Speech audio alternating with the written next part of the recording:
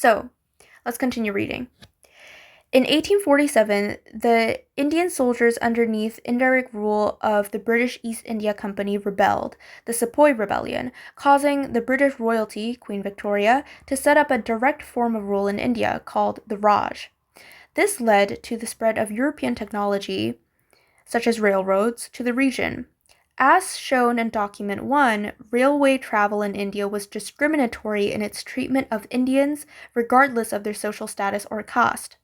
This document was written by high caste Indians who were, despite having a Western education and being at the top of the Hindu social structure, were feeling the effect of railroads. This is furthered by the fact that Europeans felt a sense of duty, because of their superiority, to bring order to the uncivilized barbarians of Afro-Eurasia.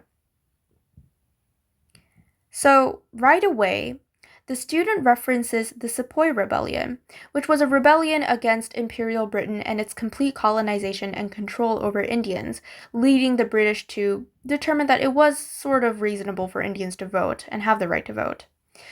Well, the student mentions this to set up the fact that this is where modern technology, such as railroads, were first introduced to India. And now, going back to their thesis about how racial ideology spread, the student mentions the first racial ideology that was spread through railroads, which was discriminatory thoughts about Indians, and the fact that, well, not the fact, but from the British standpoint, the idea that Indians were barbaric and they were uncivilized. And, well, overall, the idea that the British had to control the Indians because the Indians were quote-unquote inferior to them, which was the British idea at the time. And obviously this is referencing the white man's burden ideology. But basically what the student is saying is that railroads spread this ideology. It spread this racial ideology.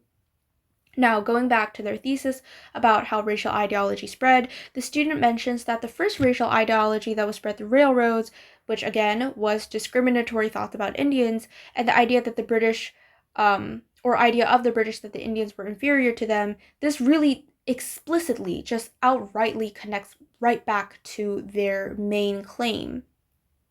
They also reference the French West African colonies and how a similar racial ideology were spread among the colonies there, just under French rule.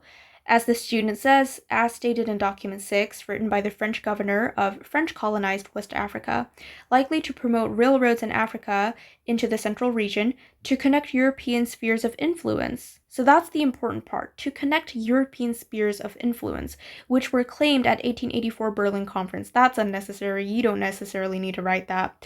But the important part is to connect European spheres of influence. Railroads are the perfect, non-natural means of communication by which true economic activity in sub-Saharan Africa can be achieved. So,